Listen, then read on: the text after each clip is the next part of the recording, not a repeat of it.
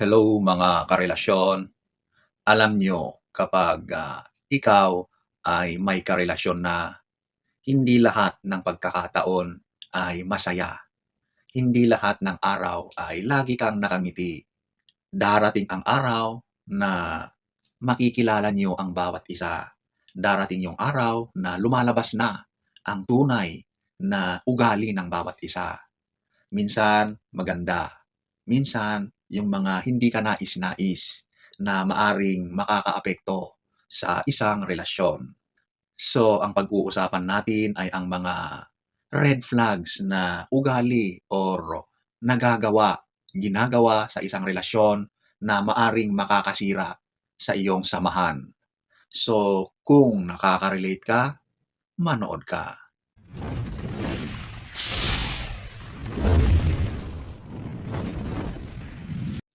Number one, ito yung when both people talk more than they listen.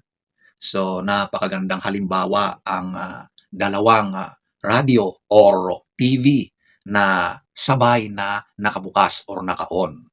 So, bilang manonood or nakikinig, sigurado na mahihirapan kang maintindihan o marinig ang bawat punto ng dalawang pinapanood or pinapakinggan mo. Ganon din sa isang relasyon, okay? Sa simula, maaring sabihin mo na okay naman, mukhang healthy, kasi iniisip mo na open kami. Kami ay nag-uusap, nagiging expressive kami sa mga nararamdaman namin. Pero sa totoo lang, may kulang. Kasi parehas kayong hindi nakikinig. Kasi parehas kayong nagsasalubong ang iyong mga sinasabi. Maaring napapakinggan mo pero hindi mo naiintindihan. Kasi nga, minsan mas nananaig yung emotions ninyo na gusto nyong ipagpilitan ang mga punto or mga saloobin nyo to the point na ayaw nyo nang pakinggan ang side ng partner nyo. Ang dapat nyong gawin para maging maayos ang pag-uusap ninyo, hintayin na matapos ang partner mo bago sumagot or sumabat. Maghanda ka na ng iyong depensa habang siya ay nagsasalita. Pakinggan mo, intindihin mo para kapag ikaw naman ang nagpahayag ng iyong mga saloobin, mas tatamaan siya. Mas malaki ang impact sa kanya ang mga sinasabi mo. Okay? Alam nyo kasi, ang usapan ay hindi yan debate. Nagiging masama yan kapag talagang ang bawat point ng bawat isa ay gusto nyong ipagpilitan doon sa partner nyo. Hindi po ganon, okay? Pang-uunawa, pang-iintindi, pakikinig pa rin ang the best, okay? Kapag may problema naman, hindi yan pataasan or palakasan ng pride at ego. Mas maayos yung kayo ay nagiging mahinahon. At sa mga pananalita nyo, ang gusto nyo lang patunayan ay kapag ikaw ang laging tama. Nako, kapag ganon, walang mangyayari sa usapan.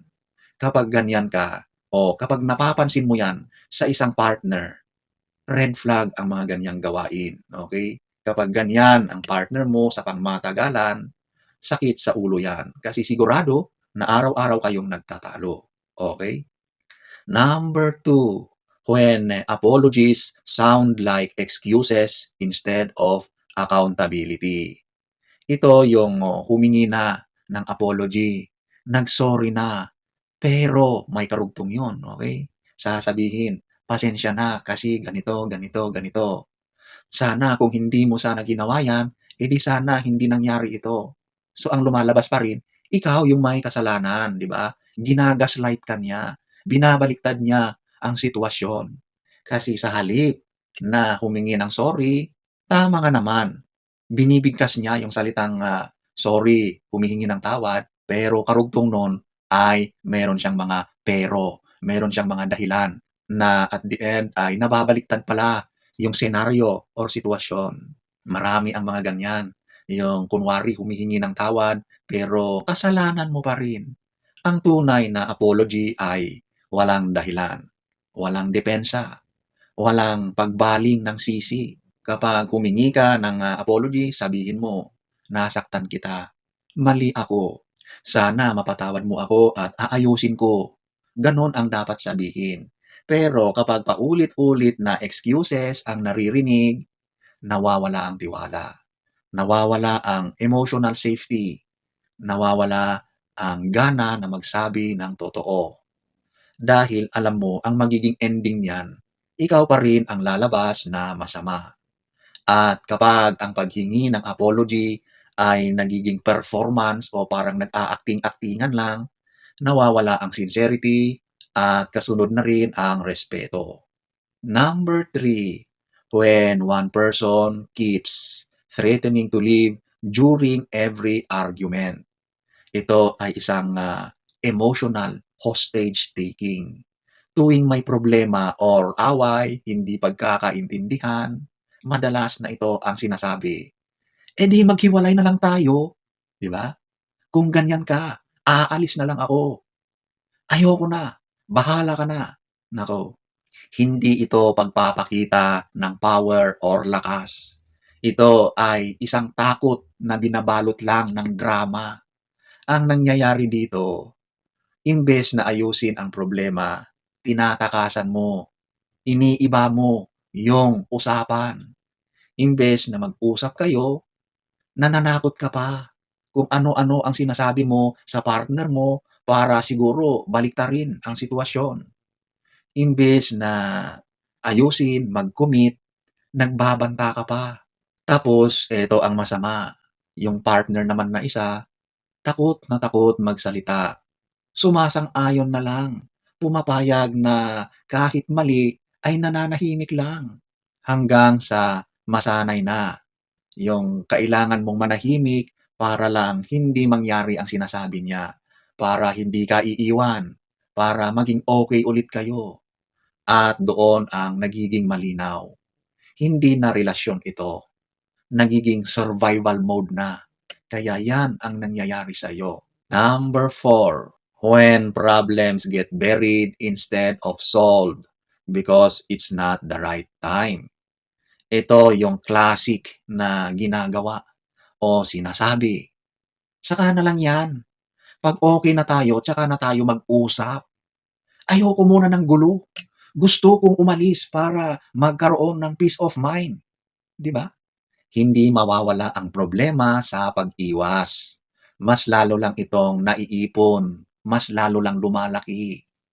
Parang basura lang 'yan, eh. Kapag 'yan ay itinabi mo, isinot mo do'n sa isang lagayan, mag-iipon 'yan, mangangamoy 'yan, dadami ang kalat at sa huli sasabog 'yan, mapupuno 'yan. At ganyan din sa isang relasyon. Hindi maso-solve yung problema niyo.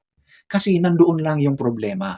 Walang naaayos. Mas lalong dumadami yung problema. Kapag ang partner mo ay may ganyang ugali, sakit sa ulo yan. Malaking red flag yan. Number five, when intimacy feels like a core instead of connection. Tahimik, madalas ikinakahiya, ayaw pag-usapan. Hindi lang ito tungkol sa ginagawa niyo sa loob ng kwarto. Ito ay tungkol din sa closeness ninyo. Kapag ang paglalambing ay sapilitan, kapag yung yakap ay parang walang emosyon, o kaya yung halik na halatang pilit, walang feelings. Yung intimacy na ginagawa ninyo pero for the sake lang na kayo ay mag-partner na nagiging responsibilidad, nagiging gawain kasi kailangan gawin. May problema sa relasyon ninyo. Ang intimacy, para itong thermometer ng relasyon ninyo. Sinusukat niya yung lamig o yung init na nangyayari sa buhay ninyong magkarelasyon. At kapag hindi niyo pinapansin o hindi niyo naaayos ang problema na yan, doon na pumapasok ang ibang problema. Nandyan yung tukso, andyan yung comparison, andyan yung magkakaroon na ng emotional affairs na at the end, sigurado na magiging physical. At ang dahilan, natukso dahil sa kawalan ng koneksyon sa inyong dalawa. Or parang napipilitan lang ang isa sa aspetong intimacy. Ang mangyayari is katahimikan. which is a very dangerous sign sa isang relasyon kapag napakatahimik na. Okay? Number 6, when you feel more lonely inside the relationship than when you were alone. Ito na yata ang pinakamabigat dahil ang sakit. May kasama ka, pero pakiramdam mo mag-isa ka pa rin. May kausap ka nga, pero parang walang nakikinig. May katabi ka, pero wala kang maramdaman. May relasyon ka, pero walang koneksyon. At doon mo maiisip, mas payapa pa ang maging mag-isa. So kapag ganyan ang pakiramdam mo sa relasyon na pinasok mo, it is best na umalis ka na diyan. Kasi saan ba patutungo yan? Wala. Napakalaking red flag yan, okay? 2,000 years later. So ayan po mga karelasyon. Hindi ibig sabihin na kapag red flag ay tapos na. Pero kapag pinagsama-sama mo ang mga ito at walang pagbabago, hindi na yan red flag. Isang napakalaking warning yan. Okay? So, sana ay nagustuhan nyo ang ating topic for today. Next story time. Don't forget to subscribe.